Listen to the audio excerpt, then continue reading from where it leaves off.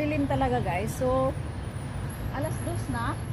So, uwi na ako. Hindi ko na anuin pa ang selfie-selfie na madilim naman. Uwi na ako. Try ko lang ito. Kasi hindi ko type na gamitan siya ng effect guys. Nag-iiba ang kulay. Ang ganda kasi ng video kapag natural na kulay. Pagka ginamitan ng effect, minsan yung damit mo na white, nagiging hindi na white tingnan. Ganyan ang result kapag ginagamitan ng effect. Kasi nga, ang purpose natin ng effect sa madilim. Sa madilim na mga video, na mga area. So, ayan nga.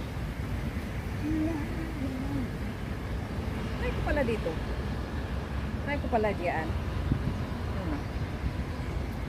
So, try ko pala diyan.